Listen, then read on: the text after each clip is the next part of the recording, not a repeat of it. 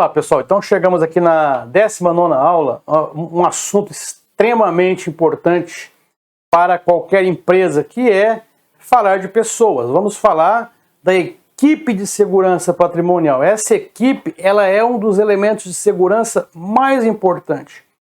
E detalhe, talvez você até se pergunte, mas ela não é elemento de planejamento? Em tese sim. Só que a equipe, ninguém vai planejar uma segurança sem ter pessoas para executá-la.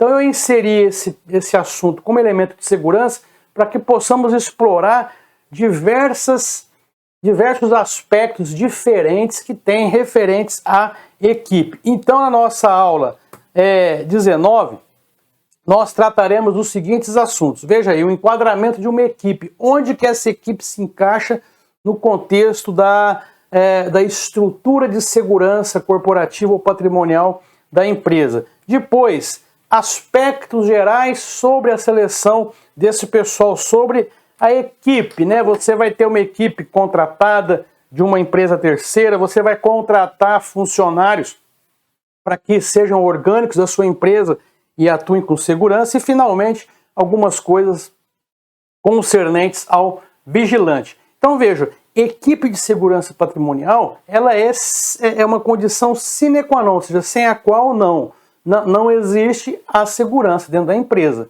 Ela pode ser pequena, pode ser média, pode ser uma equipe grande, mas eu vou contar com essa equipe. Eu preciso ter pessoas dedicadas para a segurança. Então vejam aqui, a equipe é importante destacar, nós vamos sempre falar, você tem a segurança patrimonial relacionada com os recursos humanos. Nós tivemos uma aula, um dos elementos de planejamento são os recursos humanos. Eu preciso ter uma visão preocupante de recursos humanos geral, para toda empresa. Só que, quando eu falo em segurança, o meu cuidado tem que ser redobrado. Então, segurança patrimonial e recursos humanos não dá para desplugar. A gestão de RH, o departamento, um diretor, um gerente de recursos humanos, não pode ter aquela ideia, segurança é com o pessoal da segurança. Não, porque ele vai entrar no processo seletivo, ele vai participar no acompanhamento desses quadros, a importância de você acompanhar aqueles funcionários, e aí, obviamente, teremos uma equipe de segurança orgânica dentro da empresa. Vamos ver aqui, quando ela pertence à empresa. A segurança orgânica é aquela, existe um outro conceito aplicado à contra-inteligência, mas no geral, quando falamos em segurança orgânica, eu estou falando aqui daqueles funcionários da área da segurança que pertencem aos quadros das empresas, não vieram de uma empresa terceirizada, não foi um contrato de fornecimento de serviço que a minha empresa fez e contratou lá uma empresa de segurança. Não, segurança orgânica eu contrato funcionário e dedico ele, coloco ele para segurança. Então, como que isso se passa na empresa? Ou pelo menos, eu estou falando aqui de um curso, estamos falando de um treinamento, estamos falando de uma capacitação, então eu preciso ensinar o estado da arte, como deveria ser. Não quer dizer que todas as empresas farão assim. Então veja, você tem lá um departamento de segurança, uma célula, ou uma coordenação, ou um gerente que está preocupado com segurança na empresa. Se ela é orgânica, quando eu falo em segurança que pertence à própria empresa ou à própria organização, eu então, obviamente, tenho alguém, um gerente, um gestor, que planeja a segurança, que trabalha as questões da segurança. Então eu chamo de departamento de segurança, tá bom? Pode ser uma coordenação, pode ser uma célula, pode ser um elemento que acumula gestão de riscos com segurança. Então existe isso na empresa. O que essa pessoa faz? Ela vai ter um estreitamento com o pessoal do RH, tem que conversar, tem que procurar, tem que falar, tem que verificar, tem que acompanhar o que o RH está fazendo em relação a perfis, seleção, investigação social, recrutamento, em relação ao pessoal que eu vou colocar para trabalhar na segurança. Depois eu seleciono o agente, eu vou selecionar um supervisor, um coordenador, um vigilante, um agente, vamos chamar de agente todos aqueles funcionários que vão atuar com segurança, tá bom? Então a seleção orgânica, como que isso vai se processar? Eu preciso levantar perfis e necessidade. Veja bem, a diferença de você ter um orgânico para um terceirizado ou um terceiro é que essa pessoa pertencerá à minha empresa. Então, quais os perfis que a minha empresa trabalha? Eu vou dar um exemplo que eu vejo muita discussão aí nos grupos que participamos. A legislação que trata do vigilante, veremos mais à frente, ela estipula a 5ª série. Houve uma alteração em abril desse ano para o vigilante. É um grau de escolaridade baixo, relativamente baixo. Muitas empresas não têm esse perfil nos seus quadros. Então é preciso pensar, é preciso, inclusive, muitas vezes até mudar essa questão para se tornar até mais justo em relação ao mercado de trabalho. Já que a portaria que regulamenta a atividade do vigilante prevê a 5ª série, podemos trabalhar com esse requisito. Eu acho baixo, mas é o que está previsto. Então, para que se abram mais oportunidades, para que se dê mais chances das pessoas trabalharem, está lá. Mas tem perfis psicológicos, características pessoais, o que eu quero de um vigilante. Então eu preciso levantar necessidade, quantos eu preciso contratar, quantos postos eu tenho, o que a lei hoje está regulamentando em relação a esse quarto de hora, os rodízios, é 12 por 36, é 12 por 72, é 24 por 72. Esse sistema de rodízio, ver o que o sindicato da área, da região ajustou. Então, levantadas as necessidades, quantos eu vou precisar, meus postos, minhas guaritas, portarias, e os perfis, o que é feito depois? Eu vou realizar o processo do recrutamento e seleção. O recrutamento é quando você junta aquela massa de candidatos, e a seleção é quando você processa para escolher quem irá trabalhar com você. E aí, finalmente, você seleciona o agente, o funcionário que vai atuar com segurança, e o aplica. O que é aplicar? Colocar para cumprir aquela missão. Então, feito isso aqui, é uma estrutura quando eu tenho equipes de segurança que serão meus próprios funcionários. Então, esse agente selecionado, veja aqui, ó, o fluxograma volta, ele tem que atender aos perfis que eu necessito, as minhas necessidades dentro da empresa.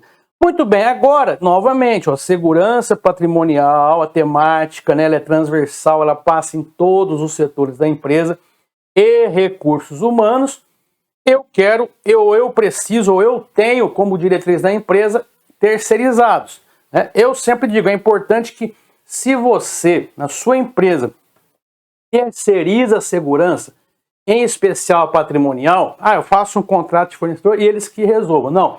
É importante que você tenha um gestor ou duas pessoas dedicadas à temática da segurança. Por quê? Você não vai conseguir falar de compliance hoje sem falar em segurança. Você não vai conseguir falar de gestão de risco sem falar em segurança. Então eu chamo de célula. Embora eu vá terceirizar isso, eu tenho alguém encarregado na minha empresa que conheça dessa temática. Um analista de segurança patrimonial, é um gestor. E tem novamente o RH. Vejam bem a importância de uma gestão de RH na escolha de profissionais de segurança. E aí a seleção do agente. Como que isso vai se passar? Vamos lá. Perfis e necessidade tem que ser o mesmo. Eu não posso fazer um pregão, um bid, um leilão, quando eu vou jogar no mercado para contratar as empresas, sem colocar as minhas necessidades. Você pode até chamar um consultor, vai lá, realiza um trabalho, um mapeamento, quantos postos, de quantas guaritas eu tenho, as instâncias de apoio mútuo que nós estudamos lá no começo do curso, e você define a quantidade. E também, obviamente, os perfis que eu visualizo para aqueles profissionais. Depois eu vou realizar o processo de recrutamento e seleção. Esse processo de recrutamento e seleção, na verdade, já vai vir pronto da minha empresa que eu terceirizei. Mas aí, meu RH vai participar disso, não entrega tudo para eles. Por quê? Você pode fazer entrevistas, você pode fazer testes. É importante que haja um filtro da sua empresa, é importante que a sua organização, não é que eu vou dizer não confia 100%, porque essa questão de terceirizar acaba tendo uma dinâmica de rodízio muito grande. E você tem que saber quem você está colocando no seu perímetro. Não é porque veio de uma empresa terceira, e olha só, o papel aceita, ele vai lá e assina que ele assume as responsabilidades por aquela pessoa. Negativo. A responsabilidade, segundo a nossa ordem jurídica atual, o Código Civil, ela é solidária. A sua empresa, mesmo terceirizando, vai assumir qualquer tipo de problema que aquele terceirizado trouxer. Então, na área da segurança, isso dobra de importância. Por isso que eu preciso participar desse processo, me envolver, mesmo sendo terceirizado. E aí, tem o agente e a seleção, me enviaram o meu agente, olha, você vai receber fulano, ciclano, beltrano, e vou colocar nas funções relacionadas à segurança patrimonial. A empresa, ela fornece o vigilante, ok? Ela fornece vigilante para mim, mas eu não vou abrir mão de participar do processo seletivo desse vigilante. Aprenda isso, isso é vital, isso é importante, tem que haver a alta direção, os gerentes precisam ter preocupação com a segurança. E aí, a empresa de vigilância, ela tem que fornecer profissionais que atendam aos meus perfis. E eu preciso estabelecer critérios para comandamento, ou seja, para direcionamento, como eu vou querer que esse pessoal exerça a função na minha empresa, e treinamentos. Mesmo sendo de um terceiro, você pode colocar para realizar treinamentos, assistir palestras, melhorar essa capacidade profissional das tuas equipes, do teu pessoal de segurança patrimonial. Olha que interessante, o Lawrence Bossidy, ele é um administrador americano, sempre trabalhou com recursos humanos, com pessoas. Eu carrego essa frase dele onde eu vou, eu coloquei a citação dele no meu livro, no curso de gestão de riscos ligados a recursos humanos, porque eu acho essa frase espetacular. Nada é mais importante que contratar pessoas, nada. Não tem nenhum outro processo de uma empresa mais importante do que a contratação de pessoas.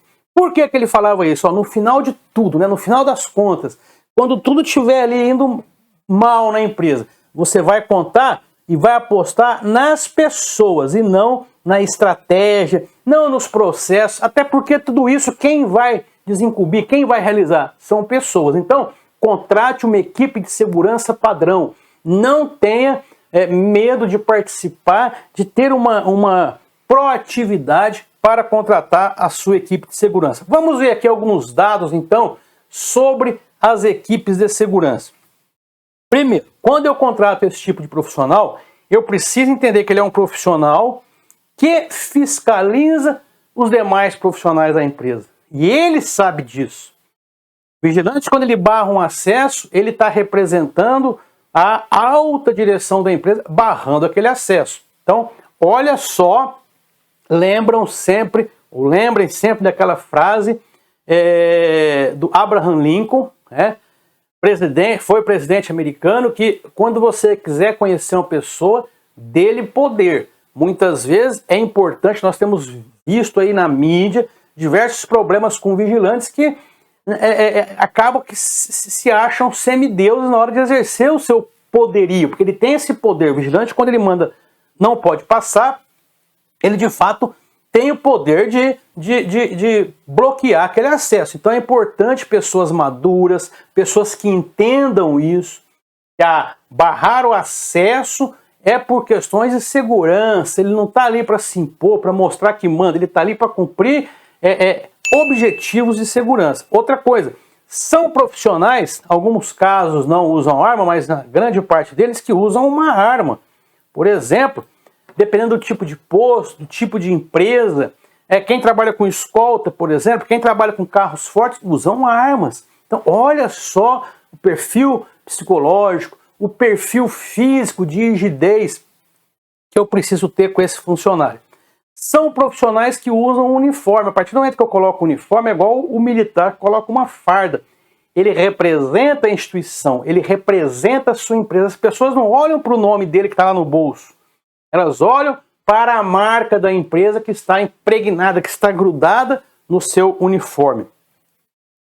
São profissionais que conhecem todos os processos ou operações da empresa, ou quase todas. Então isso exige que eu traga gente da mais alta confiança. Eu preciso ver se o meu funcionário não tem passagem criminal, não tem dívidas imensas. Isso tem que ser feito, isso tem que ser um trabalho bem alinhado com o RH. São profissionais que salvam vidas, salvam de verdade, seja preventivamente ou durante uma crise. Nós tivemos recentemente um vigilante, super vigilante, que salvou uma criança. Ele conseguiu aplicar aquelas medidas de primeiro socorro e ressuscitou uma criança. Veja a importância deste profissional. E é muito triste quando eu vou olhar, por exemplo, as tabelas salariais, né, desse pessoal, recebem muito pouco. É uma questão de... é uma responsabilidade imensa para um retorno financeiro muito baixo. Vamos verificar agora, então, o perfil previsto para o vigilante, que não saiu da minha cabeça, não. Existe a portaria 18.045 do Departamento da Polícia Federal, que trabalha com a segurança privada, que é agora, de 17 de abril de 2023, é muito recente. Ele traz ali características importantes da profissão do vigilante. Vamos ver. O vigilante, o atributo do vigilante é ser visível ao público em geral, a fim de evitar as ações de delinquentes, manter a integridade patrimonial e dar segurança às pessoas. O que é?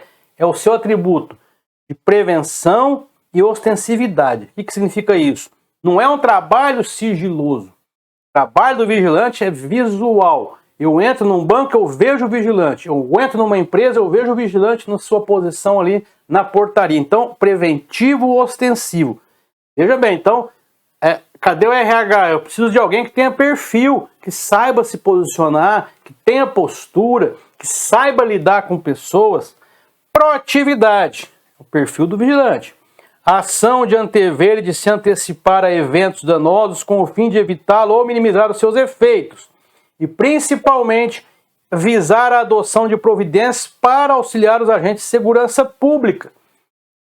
Nós, lá na terceira aula, se não me engano, nós vimos que a segurança privada é uma atividade complementar de segurança da segurança pública. Então, tem que ser proativo. Ele não pode ver uma situação e ficar ali de braços cruzados. Ele precisa agir. Inclusive, tem muita discussão aí atualmente de vigilantes na rua, por exemplo, que alguém está cometendo crime, se ele atua, se ele não atua. Enfim, isso depende muito das normas da empresa que contratou ele. A questões éticas, morais, nós não podemos trazer aqui no curso, porque isso acaba sendo da individualidade. O importante é o que está escrito no seu contrato de trabalho. Muito bem. Outra característica, relações públicas, cordialidade, né? Ser uma pessoa ali educada, ela trata com o público de um modo geral, aqui, ó, qualidade de interação com o público, urbanidade, sociabilidade, transmite confiança, está sempre pronto a apoiar, a ajudar ali o público. Vigilância. Vigilância tem muito a ver ali com a ostensividade, ele está atento, né? Então, atributo do movimento, dinamismo e alerta. Ele está atento, ele está ligado, né? O vigilante, enquanto está no seu quarto de hora, enquanto está no seu plantão, ele tem que estar atento. Então, isso aqui já me remete a um contrato em que o vigilante não pode pegar o celular e ficar mexendo no WhatsApp ali na hora do seu plantão, do seu quarto de hora. Ele tem que estar atento. Ele não pode pegar um livro para ler. Eu sou muito cristão, vou ler a Bíblia no meu momento de... Não pode. Ele tem que estar atento, sejam 2 horas, 1 hora. Cada empresa trabalha com um horário de rodízio, tem que ficar ligado. Direitos humanos. Olha como que é importante isso. Nós vamos ter uma aula só sobre isso. Direitos humanos é o respeito à dignidade e à diversidade da pessoa humana. Então, eu preciso treinar as minhas equipes, treinar a minha empresa sobre crimes de racismo, assédio, o respeito à pessoa humana, respeito à diversidade. Não é o que eu acredito, é o que está no papel, é o que está no contrato, é o que está na lei. Então, se a empresa contratar mal, ela certamente vai colher mal lá na frente. Capacidade técnico-profissional, né? Nós falamos de um profissional que usa armamento, que usa uniforme, então ele tem que ser especializado, ele tem que ser treinado, tanto que existe o curso para os vigilantes. Mas eu não falo só desse curso, a empresa que contrata precisa ter preocupação de treinar, de falar, de capacitar, de reciclar, de cuidar dessas equipes, dessas pessoas. Então a capacidade técnica profissional é a capacidade dele empregar todas as técnicas, as doutrinas, os ensinamentos que precisam ser utilizados para o cumprimento da sua missão. Adestramento, atributo relacionado à desenvoltura corporal, com aprimoramento físico, domínio da sua defesa pessoal, capacitação para o uso profissional proporcional da força através do emprego de tecnologias não letais, assim vai, uso de arma de fogo, que adestramento tem a ver com capacitação, com treinamento, adestrar-se. Eu vou melhorar o meu desempenho por meio de medidas que eu aprendo, que eu reciclo, cursos que eu realizo e assim vai.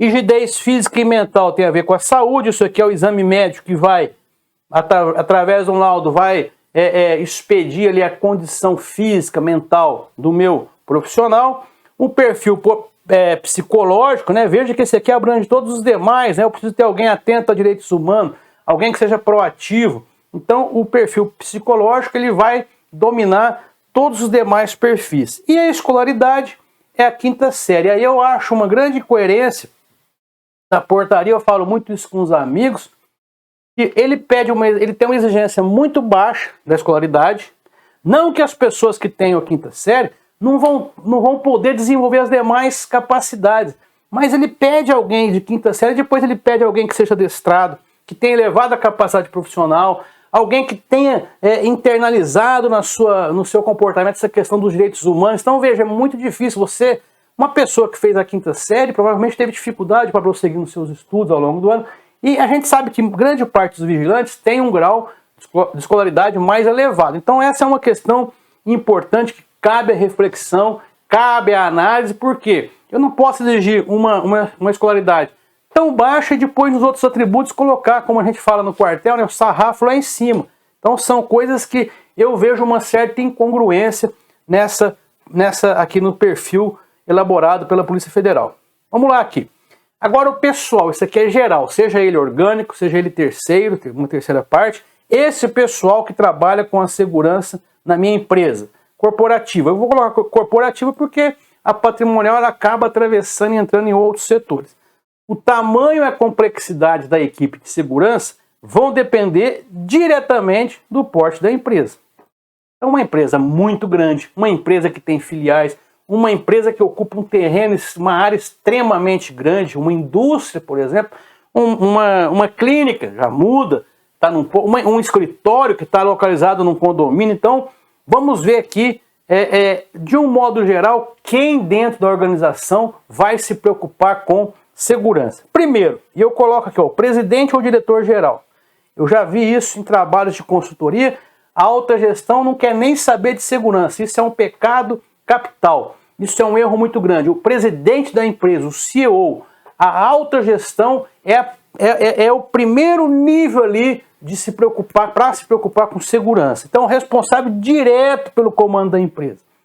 A ele tem que estar subordinado um gerente ou um diretor de segurança.